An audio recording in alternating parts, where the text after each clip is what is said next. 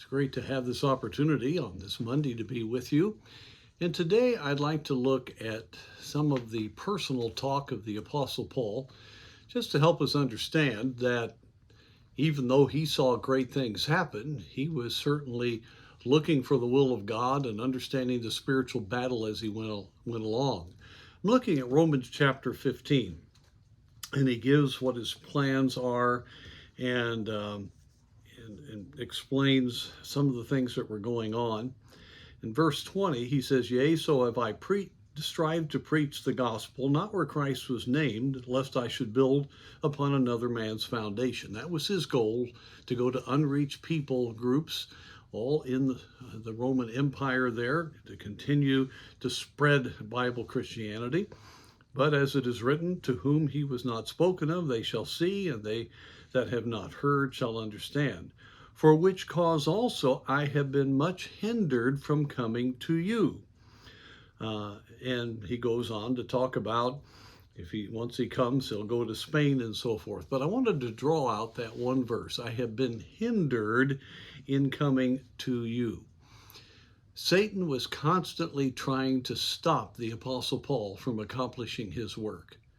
And yet, as we know from the scriptures and what happened to the Apostle Paul, he eventually did get to Rome, but it was through probably Satan's attack, as he was apprehended in Jerusalem and then was sent to Rome to see the Caesar. And God did some tremendous work there in that imprisonment. We have some very precious epistles, and we also have you can tell the deepening of the Apostle Paul in those writings. And then he goes after that to Spain. Pretty much that is accepted that did occur. And there on the eastern coast of Spain, churches were started. And so he accomplished his purpose, but it wasn't the way he thought it would happen. And I say that to just let all of us meditate on the fact that we have things the way we want them to be. We get an idea of how to move the work of God forward. We'd like our lives to do certain things, and we want it in light of God's will, I'm sure. But we're hindered at times. Satan does attack. There's a battle. There's more behind the scenes than we know.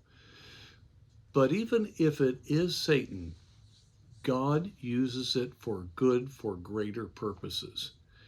I've seen that happen so much. Of course, the ultimate example of that is that Satan thought he had accomplished his purpose by crucifying Christ, when in fact he had crushed his own head.